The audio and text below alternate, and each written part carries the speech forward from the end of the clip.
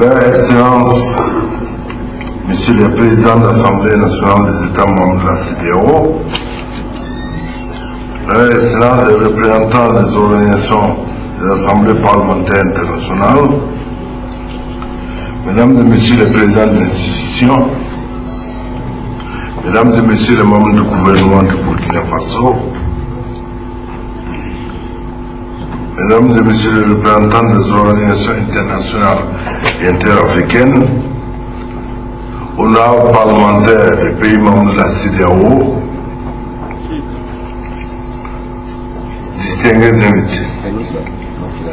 Le Burkina Faso se sent honoré par votre présence à Ouagadougou à l'occasion de cette rencontre régionale de haut niveau des États membres de la CEDEAO, de la Mauritanie et du Tchad autour de la problématique du financement adéquat de la santé, des dividendes démographiques et des politiques de population.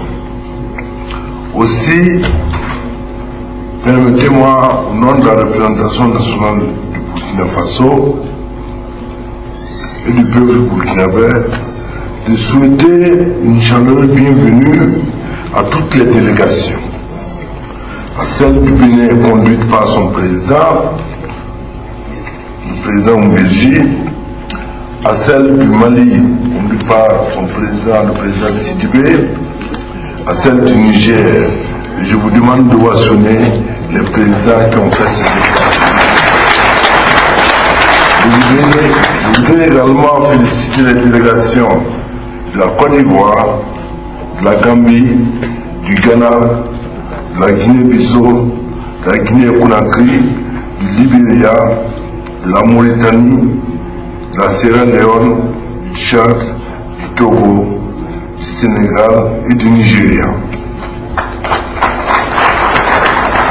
Je voudrais par ailleurs exprimer à l'Organisation ouest-africaine de la santé OS toute notre reconnaissance pour sa contribution inestimable à la tenue effective de cette rencontre. Nous saluons son action dans le cadre de l'identification des priorités de santé et des propositions pertinentes aux partenaires techniques et financiers qui ont contribué à la réussite de cet important événement. J'exprime ma sincère gratitude à tous ceux qui ont voulu, bien voulu par leur présence rehausser l'éclat de cette présente cérémonie. Nous disons merci du fond du cœur. Distingués invités, Mesdames et Messieurs, chers participants, nous nous sommes retrouvés aujourd'hui autour de la problématique du financement adéquat de la santé, du dividende démographique et des politiques de population, parce qu'il est urgent de contenir la poussée démographique dans l'espace CEDEAO de la Mauritanie et du Tchad, si nous voulons promouvoir un réel développement viable et durable dans notre espace géographique et économique. Notre région, peuplée aujourd'hui de 335 millions d'habitants, en raison des contraintes multiples, a un taux de croissance économique qui oscille entre 5 et 6%. Dans le même temps, notre zone connaît une poussée démographique si forte qu'elle effraie et préoccupe au plus haut point. En effet, l'espace CEDEAO de la Mauritanie du Tchad réuni enregistre le taux de fécondité le plus élevé au monde, soit de l'ordre de 6 à 7%. Au niveau actuel des indicateurs des taux de fécondité, la région pourrait voir sa population doubler, voire tripler et avoisiner le milliard d'habitants d'ici 2050. Le constat entre le niveau de croissance économique et le rythme de développement économique, le rythme de croissance de la population laisse percevoir que la situation démographique de l'Afrique peut constituer un formidable potentiel ou au contraire une bombe sociale à retardement. De ce fait, il est du domaine de l'impératif pour nos États de réduire le taux de fécondité en agissant sur les rythmes de croissance de leur population, car avec moins de personnes à scolariser, à nourrir, à soigner, on dispose de plus d'opportunités pour favoriser ou induire une croissance économique forte et durable. Toutefois, il faut convenir que les préoccupations qui font l'objet de la présente réunion ne datent pas d'aujourd'hui. En effet, en avril 2001, les chefs d'État du gouvernement africain réunis à Abuja, au Nigeria, dans le cadre d'un sommet spécial sur les maladies infectieuses, ont produit un document connu sous le nom de Déclaration d'Abuja. Cette déclaration traduisait ainsi leur engagement à s'unir pour faire face aux crises sanitaires dans l'ensemble de la région. La déclaration d'Abuja représente un tournant historique pour le continent, mais surtout pour notre sous-région.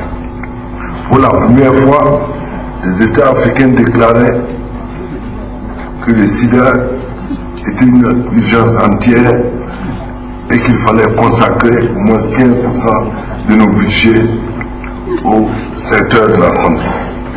Distingués invités, mesdames et messieurs, les problèmes spécifiques de santé publique, les questions générales de santé des populations a été au centre des préoccupations des chefs d'État à Abuja. C'est convaincu que le développement économique est tributaire de la bonne santé des populations qu'ils ont pris l'engagement de renforcer les budgets nationaux au profit des secteurs de la santé. Toutefois, après 16 ans de mise en œuvre, force est de constater que malgré les progrès réalisés en termes d'amélioration du financement de la santé, l'objectif de la déclaration d'Abuja est loin d'être atteint dans la quasi-totalité de nos États. En ce qui concerne les pays membres de la CEDEAO, aucun d'eux n'a atteint cet objectif, même si les progrès sont notables. L'état de la population reste caractérisé par une croissance exponentielle des populations, peu de changements dans les niveaux de fécondité qui restent élevés et soutenus. Taux de femmes et enfants meurent de cause de maladies évitables liées à la faible prévalence. Une population trop jeune et à risque élevé en matière de santé. Ainsi, près de 50% des populations de la région de la CEDEAO, de la Mauritanie du Tchad, ont aujourd'hui moins de 19 ans. C'est pourquoi les efforts de mobilisation de ressources financières pour le secteur de la santé doivent être poursuivis et amplifiés en vue de renforcer davantage nos systèmes de santé et de rendre à même de faire face plus efficacement aux épidémies et aux phénomènes de santé publique. Dans ce domaine, les parlementaires que nous sommes ont un grand rôle à jouer.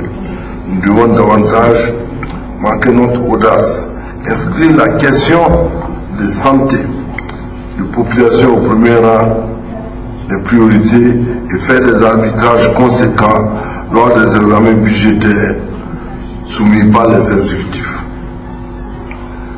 Nos parlements doivent tendre à faire respecter la déclaration d'Abuja. En outre, nous devons également nous assurer que les crédits alloués au secteur de la santé sont utilisés à bon escient et au bénéfice des populations. Dans ce sens, un accent particulier devrait être mis sur le contrôle de l'exécution budgétaire en interpellant chaque fois que de besoin nos gouvernements. Distingués invités, mesdames et messieurs, nos efforts pour améliorer le financement de la santé pour atteindre l'objectif de la déclaration d'Abuja seront vains si nous ne trouvons pas de solution urgente à l'explosion démographique dans nos différents États. En effet, l'accroissement rapide de la population, les investissements affectés aux secteurs sociaux dont la santé s'avère revolving, c'est-à-dire très vite dépassée, et demandent constamment à être réajustés. Il apparaît dès lors impérieux pour nos États d'agir pour maîtriser la poussée démographique si l'on veut se donner la chance de transformer nos potentialités en développement durable et capter ainsi le dividende démographique. Du reste, on entend par dividende démographique la croissance économique rapide résultant d'une part de la baisse de la fécondité et de la mortalité dans un pays donné et d'autre part de l'évolution de la pyramide des âges de la population du dit pays. Pour pouvoir donc récolter le dividende démographique, nos États se doivent de prendre des mesures courageuses, notamment changer la structure par l'âge de la population par l'accélération de la transition démographique à travers la baisse rapide des taux de fécondité et de mortalité. Investir dans la planification familiale pour la survie de l'enfant et son éducation. Améliorer la santé des populations tout au long du cycle de vie et investir dans l'éducation des jeunes. Mettre en œuvre des politiques économiques et de gouvernance appropriées, favorisant la création d'emplois en faveur de la jeunesse.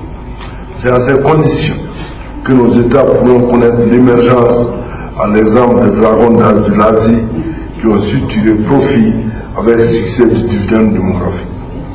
Nous devons avoir à l'esprit que le développement est multidimensionnel et avoir par conséquent une claire conscience que la concomitance des différents secteurs, c'est-à-dire que l'action en faveur du développement doit être menée dans une approche intégrée. C'est du point de vue des institutions de développement international politique. Pour obtenir les dividendes les plus élevés possibles dans nos pays, les pays d'Afrique subsaharienne devront faire baisser plus rapidement la mortalité infantile et la fécondité et créer de nombreux emplois, soit autour de 18 millions par an en moyenne entre 2010 et 2035. S'il ne se saisit pas de cette occasion offerte par la transition démographique, le chômage pourrait monter en flèche et entraîner des conséquences sociales et économiques potentiellement graves pour nos États. Distingués invités, mesdames et messieurs, cette situation nous impose à nous parlementaires une feuille de route de facto, à savoir que nous devons en tant que parlementaires exhorter et encourager nos exécutifs à créer des opportunités de développement harmonieux et durable dans nos pays respectifs grâce à un financement adéquat de la santé et une croissance maîtrisée de nos populations. Nous devons faire en sorte que les objectifs de la déclaration d'Abuja soient atteints dans nos États. C'est vous dire que nous attendions de cette rencontre de haut niveau la mise en œuvre de la déclaration d'Abuja dans l'espace CEDEAO. Mais également, nous attendons que les parlementaires suscitent dans nos pays respectifs des plaidoiries auprès de leur gouvernement pour l'accélération de la mise en œuvre de la déclaration d'Abuja en vue de la capture du dividende démographique. Je suis d'autant plus satisfait que nos riches et fructueux échanges ont abouti à des conclusions et résolutions pertinentes qui sont à même de donner du relief à notre plaidoyer auprès des gouvernements et des partenaires techniques et financiers pour des politiques favorables aux populations et pour la capture du dividende démographique.